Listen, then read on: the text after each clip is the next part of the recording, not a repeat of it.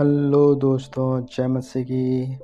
Bible story audio Hindi channel में आप सभी का स्वागत है। आज हम पवित्र शास्त्र बाइबल के एक नए ऑडियो स्टोरी से जानेंगे दूसरा अध्याय की पुस्तक 16 अध्याय इज़राइल के कारण संकट आने के बारे में। हालेलुया।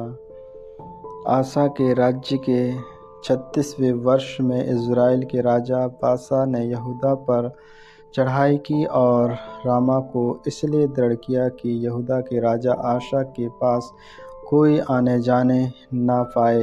तब आशा ने यहोवा के भवन और राजभवन के भंडारों में से चांदी सोना निकाल दमिश्कवासी आशरा के राजा बेहदद के पास दूत भेजकर यह कहा, जैसे मेरे तेरे पिता के बीच वैसे ही मेरे तेरे बीच भी वाचा बंधे। देख, मैं तेरे पास चांदी सोना भेजता हूँ, इसलिए इज़राइल के राजा बाशा के साथ की अपनी वाचा को तोड़ दे ताकि वे मुझसे दूर हो।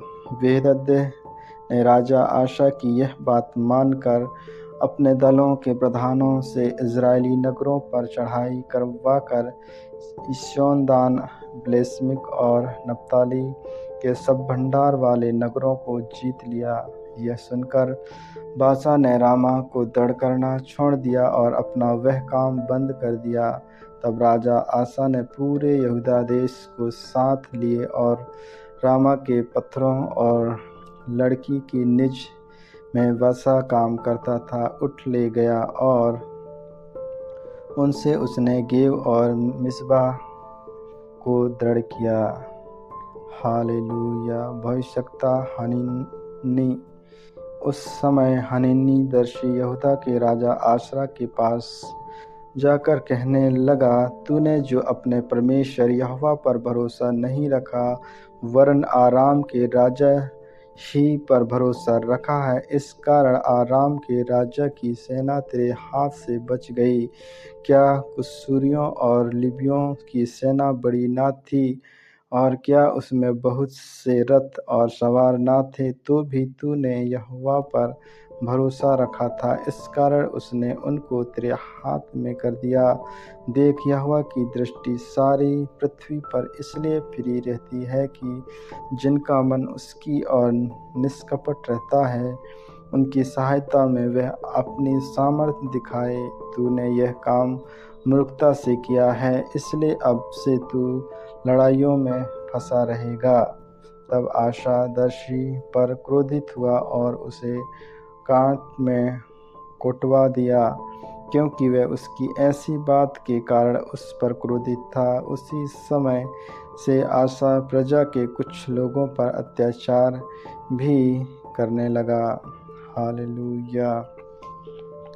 आशा के राज्य का अंत। आदि से लेकर अंत तक आशा के काम यहूदा और इज़राइल के राजाओं के वृत्तांत में लिखे हैं।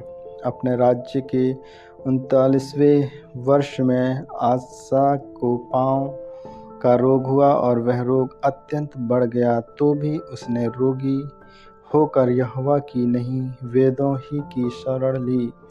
अंत में आशा अपने राज्य के 41वें वर्ष में मर के अपने पुरखों के साथ सो गया। तब उसको उसी की कब्र में जो उसने दाऊदपुर में खुदवा ली थी मिट्टी दी गई, और वह सुगंध द्रव्यों और गंध के काम में भांति भांति के मसालों से भरे हुए एक बिछौने पर लिटा दिया गया, और बहुत सा सुगंधित द्रव्य उसके लिए जलाया गया।